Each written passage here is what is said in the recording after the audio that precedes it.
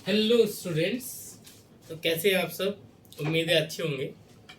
तो बच्चों, आज की इस वीडियो में चैप्टर 4 केमिकल बॉन्डिंग से एक नया टॉपिक लेकर आए हैं, रेजोनेंस। रेजोनेंस काफ़ी ज़्यादा बच्चों को परेशान करता है। ठीक है बच्चों, तो चलिए, समझने लायक चीज़ें हैं भी इसमें। तो मुझे लगता है कि इसमें आपको ज़्यादा परेशान होने की ज़रूरत नहीं है, बस अच्छे से समझने की ज़रूरत है कि रेजोनेंस है क्या, है ना। तो चलिए, देरी ना करते हुए इस टॉपिक पर आगे चलते हैं बच्चों। रेजोनेंस क्या है ना। तो सबसे पहले ना बच्चों, एक मॉलिक्यूल की बात करते हैं, ओजोन की, है ना। उसके बाद रेजोनेंस की बात करेंगे। पहले आराम से, एक मॉलिक्यूल है बच्चों, ओजोन, जिसका लुईस स्ट्रक्चर भी आपने बनाया होगा, है ना। तो आपने इसका लुईस स्ट्रक्चर कैसे बनाया था बच्चों? देखिए, ओजोन का स्ट्रक्चर आपने कुछ ऐसा बनाया होगा। ठीक है, टोटल कितने इसमें वैलेंस इलेक्ट्रॉन अकाउंट किए होंगे, है ना, वो चीज़ें अभी नहीं पढ़ाऊंगा। ठीक है, सिर्फ अभी स्ट्रक्चर बनाऊंगा। तो अभी आपने स्ट्रक्चर ऐसे बनाया होगा बच्चों। तो यहाँ पर जब मैं और बेसिक से लेकर चलूँ, तो बच्चों और बेसिक से लेकर चलने में क्या होगा, इसके पास 6 इलेक्ट्रॉन है, इसके पास भी 6 इलेक्ट्रॉन है, इसके पास भी 6 इलेक्ट्रॉन है। इतना ही है ना। देखिए, इसके 2 इलेक्ट्रॉन्स ने इसके साथ डबल बॉन्ड बना लिया बच्चों। इसके 2 इलेक्ट्रॉन्स ने इसके साथ डबल बॉन्ड बना लिया। इस भाई साहब का ऑक्टेट पूरा, इस भाई साहब का ऑक्टेट पूरा हो गया। इसके पास 6 इलेक्ट्रॉन है, इसे नीड नहीं है बॉन्डिंग करने की, तो ये क्या करेगा, इससे अपने लोन पेयर को ना डोनेट कर देगा इसकी तरफ। डोनेट नहीं करेगा, शेयर करेगा, शिफ्ट कर देगा सिर्फ बॉन्डिंग के लिए, ताकि अपना ऑक्टेट पूरा कर सके, है ना। इसे बोलते हैं कोऑर्डिनेट कोवेलेंट बॉन्ड, आपने पढ़ा होगा। तो ये अपना लोन पेयर्स की तरफ शिफ्ट कर देगा। लोन पेयर शिफ्ट करेगा तो इस पर पॉजिटिव चार्ज और इस पर नेगेटिव चार्ज। ठीक है, ठीक है बच्चों, इतना तो क्लियर है। ऑक्सीजन ऑक्सीजन की सिंगल बॉन्ड की जो लेंथ होती है ना बेटा, वो होती है 148 पिकोमीटर। और ऑक्सीजन ऑक्सीजन डबल बॉन्ड की जो लेंथ होती है, वो होती है बेटा 121 पिकोमीटर। ठीक है ना। अब कोई आया दूसरा बच्चा, वो कहने लगा, सर मैं तो इसको ऐसे नहीं बनाऊंगा, और मैं तो इसको ऐसे बनाऊंगा कि डबल बॉन्ड में इस तरफ लगाऊंगा और ये इस तरफ लगाऊंगा। ठीक है ना, अभी समझते रहना मैं क्या कह रहा हूँ। तो बच्चा कहने लगा, सर मैं तो ये कोऑर्डिनेट बॉन्ड इसके साथ बनाऊंगा और ये डबल बॉन्ड इस वाले के साथ बनाऊंगा। ठीक है, तो यहाँ पर क्या हो जाएगा, अब देखो, इस पर तो पॉजिटिव ही आएगा, इसने इसके साथ डबल बॉन्ड बना लिया है, तो इस पर आ जाएंगे 4 इलेक्ट्रॉन, और इसने इसको लोन पेयर दिया है, तो उसके 6 इसके पास ही एक्स्ट्रा इलेक्ट्रॉन की वजह से इसके ऊपर माइनस चार्ज, इसके ऊपर प्लस चार्ज। ठीक है ना। तो अब बॉन्ड लेंथ बेटा इस ऑक्सीजन और इस ऑक्सीजन के बीच में देखो कितना हो गया, 148 पिकोमीटर। 148 पिकोमीटर। और इन डबल बॉन्डेड ऑक्सीजन की बॉन्ड लेंथ कितनी हो जाएगी, 121 पिकोमीटर। ऐसे भी बन सकते हैं ना। यानी कि कुछ प्रॉपर्टी अगर हम देखें, तो इधर ये डिफाइन कर रहा है मॉलिक्यूल ओजोन में ऑक्सीजन ऑक्सीजन बॉन्ड्स की, कुछ ये यहाँ पर बॉन्ड लेंथ डिफरेंस दिखने को मिल रही है। लेकिन एक्सपेरिमेंटली देखा गया है बच्चों, जो इनका एक्चुअल स्ट्रक्चर है, वो ना तो ये है ना ये है। एक्चुअल स्ट्रक्चर ये दोनों है ही नहीं। एक्चुअल स्ट्रक्चर जो इनका देखा गया है ना बच्चों, वो क्या है, देखिए, ऑक्सीजन ऑक्सीजन के बीच में सिंगल बॉन्ड तो है, ठीक है, लेकिन डबल बॉन्ड का कैरेक्टर दोनों में देखने को मिलता है बेटा। डबल बॉन्ड का कैरेक्टर ना दोनों में देखने को मिलता है। इसके पास ये लोन पेयर, इसके पास ये लोन पेयर, और इसके पास ये लोन पेयर। लोन पेयर ना भी बनाओगे, फिलहाल ये समझो कि ना एक्चुअल स्ट्रक्चर ये है, ना एक्चुअल स्ट्रक्चर ये है, ना इस मॉलिक्यूल की सारी प्रॉपर्टी डिफाइन कर रहा है, ना इस मॉलिक्यूल की सारी प्रॉपर्टी डिफाइन कर रहा है। इस मॉलिक्यूल का जो एक्चुअल स्ट्रक्चर है, वो बेटा ये है, जो इस मॉलिक्यूल की सारी प्रॉपर्टी डिफाइन कर रहा है। ठीक है ना। तो ऐसा मॉलिक्यूल, देखिए, किसी भी एक मॉलिक्यूल की सारी प्रॉपर्टी कोई सिंगल लुईस स्ट्रक्चर डिफाइन नहीं कर सकता। किसी एक मॉलिक्यूल की सारी property single Lewis structure define नहीं कर सकता। हम ये मानते हैं कि एक से ज्यादा लुईस स्ट्रक्चर बनाने पड़ेंगे उस मॉलिक्यूल की सारी प्रॉपर्टी को डिफाइन करने के लिए। तो कहीं एक बीच में, उन सब के बीच में, उन सब का एक मिक्सचर लाई करता है, जो कि उस प्रॉपर्टी को, उस मॉलिक्यूल की सारी प्रॉपर्टी को डिफाइन करता है बेटा, जिसे बोलते हैं हम रेजोनेंस हाइब्रिड। इसे क्या बोलते हैं बेटा? इसे बोलते हैं रेजोनेंस हाइब्रिड। इसे क्या बोलते हैं? Resonance hybrid. मेरी बात समझ में आ गई ना? और ये स्ट्रक्चर्स जिनको हम अलग अलग प्रॉपर्टी डिफाइन करने के लिए बना रहे थे, ये हमारे क्या होते हैं बेटा? Canonical forms. कैनोनिकल या फिर कंट्रीब्यूटिंग स्ट्रक्चर्स, कंट्रीब्यूटिंग स्ट्रक्चर्स, या आप कह सकते हैं रेजोनेटिंग स्ट्रक्चर्स, या आप इनको कह सकते हैं बेटा रेजोनेटिंग स्ट्रक्चर्स। ठीक है ना? अब होगा क्या बेटा? देखिए, जब आपका रेजोनेंस हो रहा है, इस पूरे फिनोमिना को ना रेजोनेंस ही कहते हैं। एक्चुअल में रेजोनेंस है क्या? देखो यहाँ से ना, यहाँ से समझो, आपने ये बॉन्ड, ये पहले स्ट्रक्चर बनाया था, ठीक है ना? अब देखिए बेटा, होगा क्या? वो दूसरा स्ट्रक्चर जो हमने कहा ना दूसरे बच्चे ने बनाया, वो बना कैसे? वो तो होगा क्या कि यहाँ पर ना लोन पेयर ना रेजोनेंस में बेटा डिलोकलाइज करते हैं। इसलिए हम रेजोनेंस को अगर मैं सिंपल भाषा में कहूँ ना, तो पहले तो आप ये समझ लो रेजोनेंस दिया किसने था।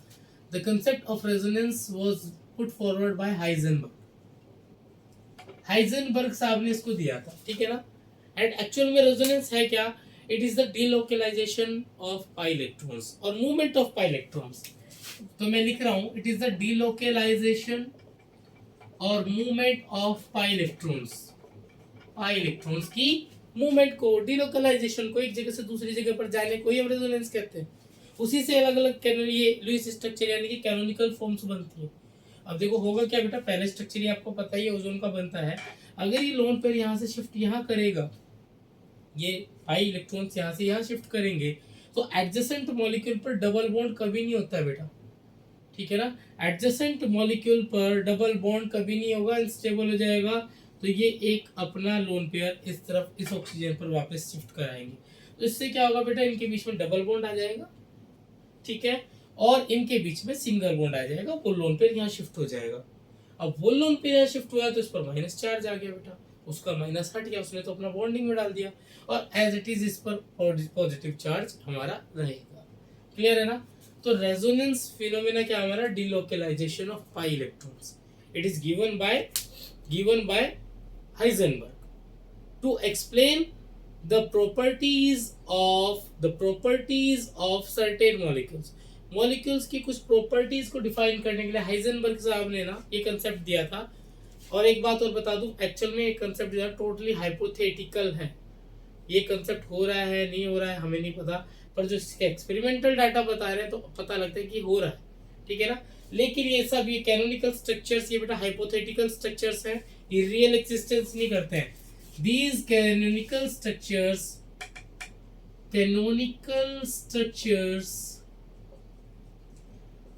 do not have real existence. इनका कोई रियल एग्जिस्टेंस नहीं है। डिलोकलाइजेशन ऑफ पाई इलेक्ट्रॉन हो रहा है मॉलिक्यूल के अंदर, हाइपोथेटिकल है, उससे अलग अलग हमारे लुईस स्ट्रक्चर बन रहे हैं। अलग अलग लुईस स्ट्रक्चर कुछ कुछ प्रॉपर्टीज किसी मॉलिक्यूल की डिफाइन करते हैं। जैसे ये वाला स्ट्रक्चर इस मॉलिक्यूल की कुछ प्रॉपर्टीज बताएगा, ये वाला कुछ बताएगा, लेकिन जो एक्चुअल स्ट्रक्चर है जो रियल में एग्जिस्ट करता है, दिस रेजोनेंस हाइब्रिड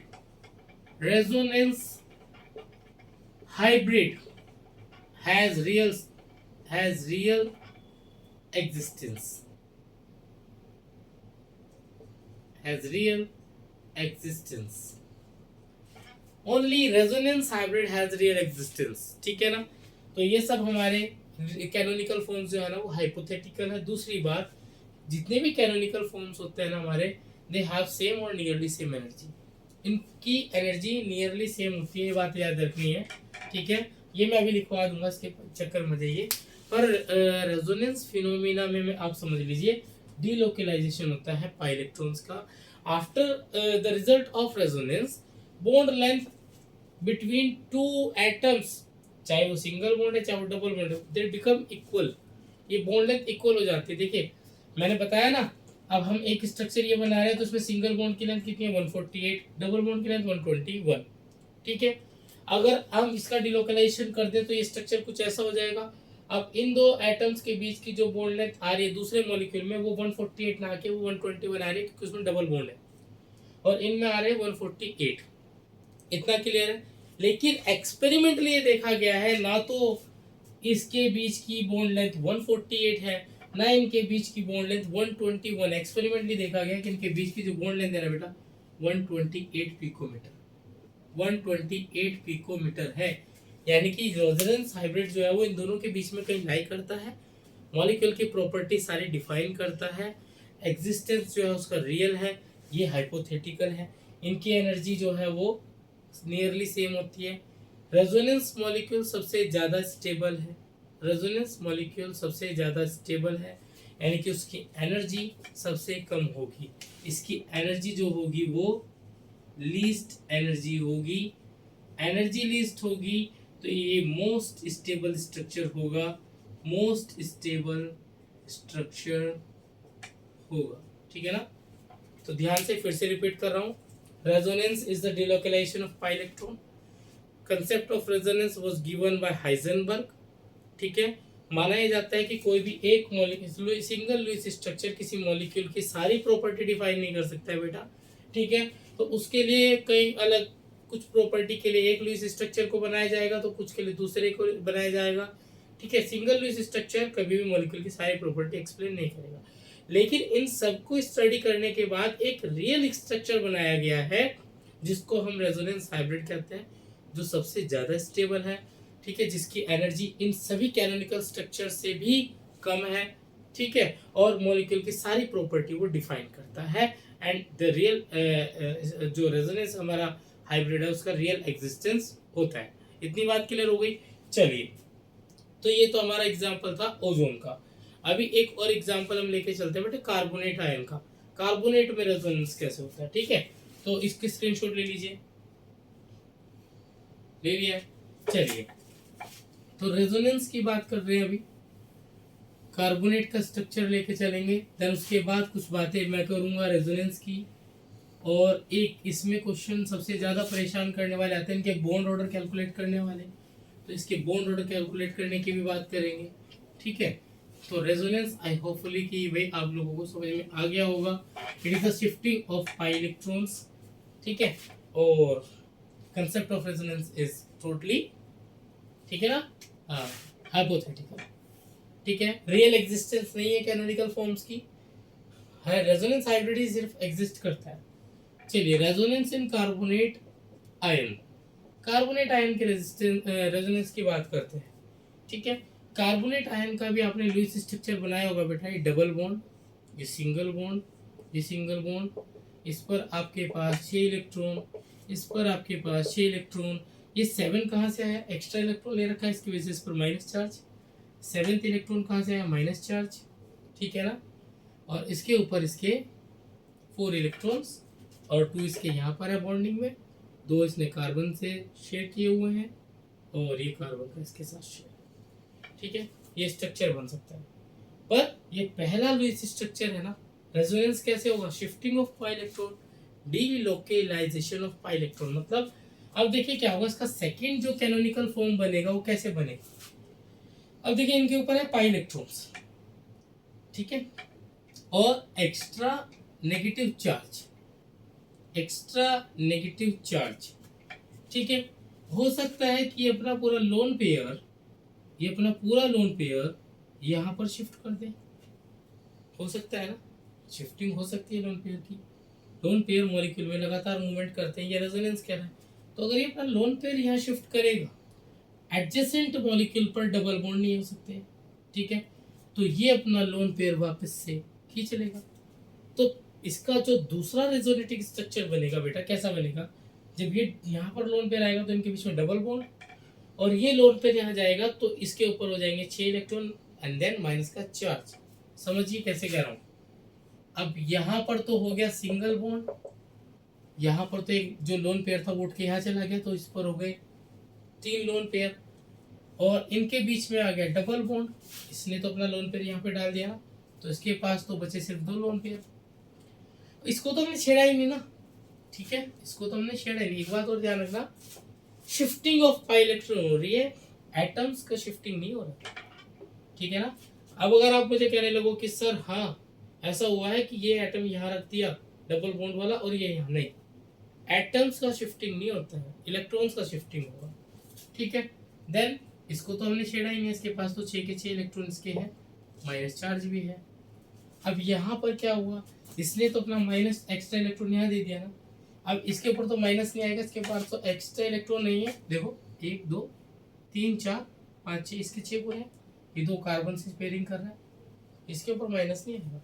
इस वाले के ऊपर जिसने भी इलेक्ट्रॉन लिए हैं, अपने पूरे 6 के 6 इलेक्ट्रॉन तो इसके पास हैं जो वैलेंस शेल में थे, ये एक्स्ट्रा इलेक्ट्रॉन अब इसके पास कहाँ जाए, तो इस पर माइनस चार्ज। अब देखो ना, शिफ्टिंग ऑफ इलेक्ट्रॉन हुई तो नया कैनोनिकल फॉर्म बन गया, ठीक है। अब देखिए शिफ्टिंग यही थोड़े ना कर सकता है, ये भी तो कर सकता है शिफ्टिंग इलेक्ट्रॉन से। अब इसको भी समझ में आ रहा है कि भाई अपना नेगेटिव चार्ज हटाना है मुझे, तो मैं क्या करूंगा, मैं भी अपने लोन पेयर शिफ्ट करूंगा, ये लोन पेयर अपने यहाँ शिफ्ट कर देगा, ये लोन पेयर यहाँ शिफ्ट करेगा, देन एडजेसेंट पे फिर वो डबल बॉन्ड वाली प्रॉब्लम, तो वापस से ये अपना लोन पेयर वापस ले लेगा, तो नया कैनोनिकल फॉर्म क्या बनेगा, नया कैनोनिकल फॉर्म बेटा बन जाएगा आपका। इसको तो हमने छेड़ा नहीं ना, अब इस बार इसको नहीं छेड़ा, एज इट इज रहने दो। यहां से एक लोन पेयर यहाँ गया है तो डबल बॉन्ड इनके बीच में आ जाएगा, इसके पास 2 लोन पेयर बच जाएंगे, इसका नेगेटिव तो गायब, इसकी सिरदर्दी गायब हो गई, इसने तो दूसरे को दे दी अपनी सिरदर्दी। अब ये बेचारा अपनी सिरदर्दी वापस ले आया, है ना, इसके पास तो फिर से इलेक्ट्रॉन आ गए, 2 ये रहे 2 ये रहे, 2 यहाँ से आए 6, फिर माइनस चार्ज आ गया। तो ये 3 पॉसिबिलिटी बन सकती है, कार्बोनेट के 3 कैनोनिकल फॉर्म बन सकते हैं। These are the canonical structures of carbonate. Canonical we can say resonating,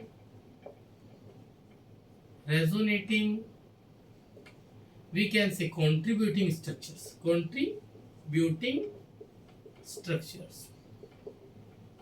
ठीक है ना। and we know that contributing structures have the same or nearly same energy, इन सब केमिकल फॉर्म्स की एनर्जी सेम या nearly same होगी बेटा। 2 chemical form को double headed arrow से शो करते हैं, ठीक है, सेम नियरली सेम एनर्जी है, रियल एग्जिस्टेंस नहीं है, canonical forms do not have real existence, इतना याद हो गया ना, ठीक है ना। क्या हो रहा है, रेजोनेंस में शिफ्टिंग हो रही है पाई इलेक्ट्रॉन्स की, लेकिन सारी प्रॉपर्टी ना तो ये डिफाइन कर पाएगा, ना ये कर पाएगा, ना ये कर पाएगा। देखो ना, कभी डबल बॉन्ड इस पर आ रहा है, कभी इस पर आ रहा है, कभी इस पर आ रहा है, ठीक है ना। तो इन सब के बीच में एक रियल स्ट्रक्चर लाई करेगा, जिसे बोलते हैं रेजोनेंस हाइब्रिड, ठीक है ना, जिसकी एनर्जी इन सबसे कम होगी, जो इन सबसे ज्यादा स्टेबल होगा, ठीक है ना। इसी फिनोमिना को बोलते हैं बेटा रेजोनेंस, जो ऐसा रेजोनेंस हाइब्रिड बनेगा जो मॉलिक्यूल की सारी प्रॉपर्टी डिफाइन कर देगा, ठीक है। तो रेजोनेंस हाइब्रिड बनाने के लिए बेटा मुझे इसे मिटाना पड़ेगा, एक को मिटाना पड़ेगा, ठीक है। तो अभी आप क्या कर लीजिएगा, इसका स्क्रीनशॉट ले लीजिए, कैनोनिकल फॉर्म्स का स्क्रीनशॉट ले लीजिए, ठीक है। तो चलिए रेजोनेंस हाइब्रिड अब बनाते हैं, ये मिटा दूं ना, ठीक है, तो ये 2 मिटा देता हूँ। कभी अब देखो, आपने देख लिया कि हर एक ऑक्सीजन एटम के बीच में डबल बॉन्ड आ रहा है, कभी इसके बीच में आ रहा है, कभी इसके बीच में आ रहा है, कभी इसके बीच में आ रहा है। तो इसका जो रेजोनेंस हाइब्रिड बनेगा ना बेटा, उसको आप 3 लाइंस ऐसे दिखा देना इन तीनों के बाद, ठीक है।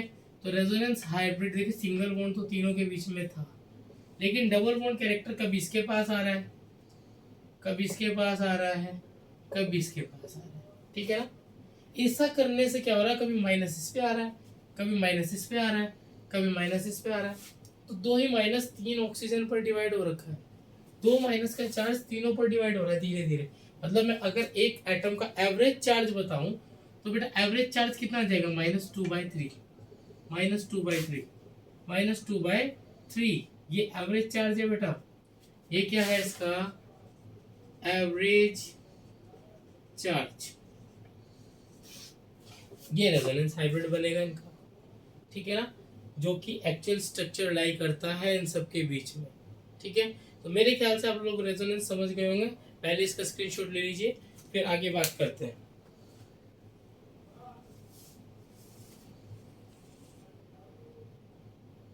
हो गया है?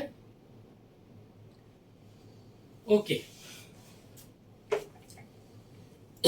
तो डेफिनेशन की बात करें तो डेफिनेशन तो आप पढ़ ही लेंगे इसकी, है ना? तो डेफिनेशन मैंने बोला भी है, सर्टेन पॉसिबल स्ट्रक्चर्स बनाने पड़ते हैं अलग अलग प्रॉपर्टी को डिफाइन करने के लिए, और उन सब के बीच में एक रेजोनेंस हाइब्रिड लाई करता है जिसे हम बोलते हैं इस पूरे फिनोमिना को रेजोनेंस। ठीक है ना? तो चलिए बच्चों कुछ बात कर लेते हैं इसके। Concept of resonance is theoretical concept है बेटा, ठीक है ना? Second, canonical forms have nearly same energy। ये तो देखा जाता है कि कैनोनिकल फॉर्म्स की ना एनर्जी हमेशा इक्वल नहीं होती है, तो हम कह सकते हैं इनकी एनर्जी नियरली सेम होनी चाहिए। ठीक है। Third form, canonical forms do not have real existence. ये तो मैं कई बार बोल चुका हूँ।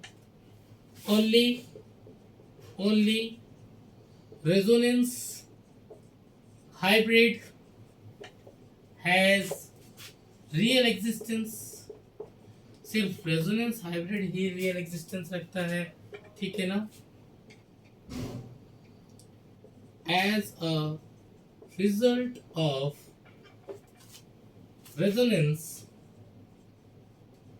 as a result of resonance, bond length between two atoms,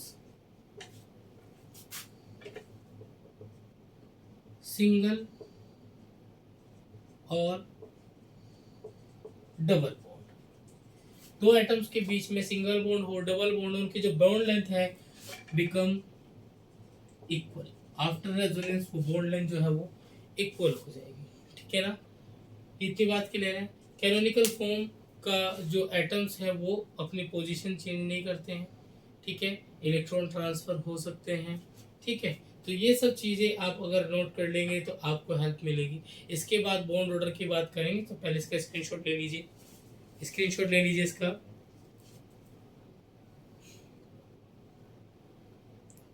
इतना क्लियर है? चलिए, तो ये सब कुछ बातें थी रेजोनेंस की जो हमने करनी थी। अभी प्रॉब्लम क्या है बच्चों कि कुछ बच्चों को ना बॉन्ड ऑर्डर कैलकुलेट करने के लिए पूछ लेते हैं कि इस मॉलिक्यूल में बताइए रेजोनेंस के थ्रू बॉन्ड ऑर्डर कितना है। तो देखिए अभी बॉन्ड ऑर्डर की बात करते हैं। सबसे पहले बॉन्ड ऑर्डर है क्या, कैसे कैलकुलेट करेंगे आप बॉन्ड ऑर्डर को, इसकी भी बात कर लेंगे, ठीक है? चलिए, तो कुछ बातें हैं जो रेजोनेंस को इजी बनाएगी, मैं आपके लिए कोशिश कर रहा हूँ कि वो आपको इजी कर दे, ठीक है? तो अभी आपने कार्बोनेट आयन को देखा था, कार्बोनेट के स्ट्रक्चर को फिर से पहले बेंजीन की बात कर लेते हैं। बॉन्ड ऑर्डर का फॉर्मूला बता देता हूँ, बॉन्ड ऑर्डर कैलकुलेट कैसे करेंगे, ठीक है ना? Total number of bonds between two atoms in all contributing structures। सभी contributing structures में, सभी में कोई भी दो पर्टिकुलर एटम चूज कर लेना, उनके बीच में ही जितने बॉन्ड सब में आ रहे हो काउंट कर लेना, divided by total number of contributing structures, और जितने कंट्रीब्यूटिंग स्ट्रक्चर बनेंगे उससे डिवाइड कर देना, बॉन्ड ऑर्डर आ जाएगा, ठीक है? इन केस ऑफ बेंजीन देखो, फॉर एग्जांपल बेंजीन, ये मेरा फेवरेट है, बहुत सिंपल है, मुझे बड़ा मजा आता है इसमें रेजोनेंस दिखाने में। देखिए रेजोनेंस इसमें दिखाएंगे तो कितना सिंपल रेजोनेंस है। अल्टरनेट पोजीशन पर डबल बॉन्ड है, डीलोकलाइज करेंगे ये यहाँ आएगा, तो एडजेसेंट पे तो नहीं रह सकते डबल बॉन्ड, ये यहाँ आ जाएगा, फिर ऐसे यहाँ पर एडजेसेंट पे आएंगे तो यहाँ आ जाएगा, मतलब पोजीशन चेंज हो जाएगी। तो उसका दूसरा रेजोनेटिंग स्ट्रक्चर क्या बन सकता है, दूसरा कैनोनिकल फॉर्म क्या बन जाएगा, ये वाला बॉन्ड यहाँ आ जाएगा, ये वाला बॉन्ड यहाँ आ जाएगा, और ये वाला यहाँ चला जाएगा, बस रेजोनेंस। इनके बीच में कहीं एक रेजोनेंस हाइब्रिड लाई करता है, जो इस प्रॉपर्टी की सारी, इस मॉलिक्यूल की सारी प्रॉपर्टी को डिफाइन करता है। यानी कि ये डबल बॉन्ड कभी यहाँ आ रहा है, देखो कभी यहाँ आ रहा है, कभी यहाँ आ रहा है, कभी यहाँ आ रहा है, ये तो पूरे रिंग के अंदर घूमते रहेंगे, इस पूरे स्ट्रक्चर के अंदर ये एक घूमते ही रहेंगे रिंग की तरह। ये कभी यहाँ आएगा देखो, फिर ये वाला यहाँ आ जाएगा, फिर ये वाला यहाँ आ जाएगा, फिर ये वाला यहाँ आ जाएगा, तो ये तो रिंग की तरह घूमते रहेंगे, है ना। तो ये रेजोनेंस हाइब्रिड है, ये कैनोनिकल फॉर्म है। ये क्या है? Canonical forms. और ये क्या है? Resonance hybrid. ठीक है ना। ये सब रियल एग्जिस्टेंस नहीं रखते और वो रियल है, ठीक है ना। इतनी बात हमारी होगी। इसलिए तो हम इस मॉलिक्यूल को कैसे बनाते हैं? ऐसे बना देते हैं। बेंजीन को हम कैसे बना देते हैं? ऐसे बनाते हैं, इसके अंदर सर्कल लगाकर। सर्कल मतलब वो रेजोनेंस हो रहा है उसके अंदर, दिखा रहे हैं, ठीक है। तो चलिए अब बात करते हैं अपने बॉन्ड ऑर्डर की। बॉन्ड ऑर्डर, इसको मिटा दूं, ठीक है। थोड़ी स्पेस कम है तो कुछ मैंने बड़ा बड़ा कर दिया है। तो चलिए बॉन्ड ऑर्डर की बात करते हैं। बॉन्ड ऑर्डर कैसे निकालेंगे? Total number of bonds between two atoms in all canonical structures. तो मैं ये दो एटम ले लूँ, कोई प्रॉब्लम तो नहीं, कोई भी दो ले सकते हैं, उसमें कोई प्रॉब्लम नहीं है। तो मैं ये दो ले रहा हूँ, इसमें भी ये दो लूंगा तो इसमें भी ये दो लेने पड़ेंगे। एटम्स की पोजीशन चेंज नहीं होती, एटम्स तो सेम रहेंगे ना, इलेक्ट्रॉन्स की पोजीशन चेंज हो रही है, रिलोकेशन ऑफ पाई इलेक्ट्रॉन्स, ठीक है। तो ये दो एटम के बीच में इस स्ट्रक्चर में कितना बॉन्ड है? 1। इस स्ट्रक्चर में कितने बॉन्ड है? 2। तो टोटल बॉन्ड काउंट कर लिए मैंने, सभी स्ट्रक्चर्स में 2 ही स्ट्रक्चर्स हैं। डिवाइड में कितने कैनोनिकल फॉर्म बन रहे हैं? 2। तो 3/2। तो इसका बॉन्ड ऑर्डर कितना है बेटा? 1.5। बेंजीन में बॉन्ड ऑर्डर आया है 1.5 थ्रू द रेजोनेंस, ठीक है। इसका स्क्रीनशॉट लीजिए। कार्बोनेट की फिर से बात करेंगे। चलिए तो फिर कार्बोनेट, मेरा वहां पर ध्यान नहीं रहा, नहीं तो मैं वहीं पर बना देता, आपका काम इजी हो जाता। चलिए बार बार करेंगे, बार बार सीखेंगे, आपकी प्रैक्टिस और मेरी भी। चलिए एग्जाम्पल है, कार्बोनेट आयन में आपने बॉन्ड स्ट्रक्चर बताना है, बॉन्ड ऑर्डर बताना है। तो पहले कार्बोनेट का जो स्ट्रक्चर था वो ये था, डबल बॉन्ड यहाँ पर, 2 लोन पेयर यहाँ पर, ऑक्सीजन यहाँ पर, 3 लोन पेयर यहाँ पर विद माइनस चार्ज। क्लियर है ना? दिख रहा है? चलिए होपफुली दोबारा बना देता हूँ, ठीक है। ये 1 लोन पेयर यहाँ पर, एक यहाँ पर और एक यहाँ पर माइनस चार्ज, एक ऐसे ही ये यहाँ पर, ये यहाँ पर, ये यहाँ पर माइनस चार्ज, ठीक है ना। सेकंड क्या था बेटा? सेकंड इसका शिफ्टिंग हो या इसका हो जाए, कोई भी कर देगा। मान लीजिए ये अपने लोन पेयर शिफ्ट कर रहा है तो ये वापस कर लेगा, तो यहाँ पर डबल बॉन्ड आ जाएगा, यहाँ पर सिंगल, यहाँ पर सिंगल, जिस पर सिंगल उस पर 6 इलेक्ट्रॉन, इसको हमने छेड़ा नहीं, 6 इलेक्ट्रॉन, और इस पे तो 4 इलेक्ट्रॉन, ठीक है। अब हो सकता है ये शिफ्टिंग कर दे तो ये भाई साहब अपने वापस बुला लेंगे, ठीक है। तो नेक्स्ट स्ट्रक्चर क्या बन जाएगा बेटा? नेक्स्ट स्ट्रक्चर, इसको तो छेड़ा ही नहीं है, इसके तो पूरे 6 के 6 ऐसे ही हैं, और ये वाला अपना लोन पेयर वापस लेगा तो इस पर क्या आ जाएगा? इस पर आ जाएगा 6 इलेक्ट्रॉन्स विद माइनस चार्ज, और इस पर आ जाएगा डबल बॉन्ड 4 इलेक्ट्रॉन्स, ठीक है ना। ये सब canonical structures. Resonance hybrid 3 line से शो करेंगे और आप दिखा सकते हैं। सिंगल बॉन्ड तो तीनों में ही है, सिंगल बॉन्ड तो बेटा तीनों में ही है, अब तो मेरे ख्याल से बना लिया होगा। और पार्शियल डबल बॉन्ड कैरेक्टर तीनों में है, ठीक है ना। पार्शियल डबल बॉन्ड कैरेक्टर तीनों में आ गया, ठीक है। वो रेजोनेंस हाइब्रिड, ये रेजोनेंस हाइब्रिड फिर से लिख दो, resonance hybrid.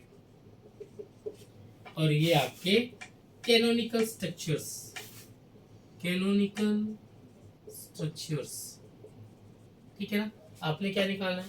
Bond order, bond order. तो उसका बॉन्ड ऑर्डर हम निकालेंगे बेटा यहाँ कोने में, कॉर्नर में, यहाँ पर, ठीक है। तो देखो बॉन्ड ऑर्डर क्या है? Total number of bonds between 2 atoms in all canonical forms. तो ये 2 एटम ले लूं, ऊपर वाले कोई से भी ले सकते हैं। तो इसमें 2 बॉन्ड है पहले स्ट्रक्चर में, तो 2 पहले स्ट्रक्चर में, फिर दूसरे में भी ये 2 एटम ही लेने हैं अपने, सेम एटम्स, तो इसमें एक ही बॉन्ड में है, ठीक है। तो +1। फिर तीसरे में देखो इसमें भी एक ही बॉन्ड है, +1। अपॉन टोटल कैनोनिकल स्ट्रक्चर्स कितने बने 1 2 3 कितने बने 1 2 3 तीन ही तो बने, वो तो रेजोनेंस हाइब्रिड है तो 3 से डिवाइड कर दो तो बॉन्ड ऑर्डर कितना आ जाएगा 4/3।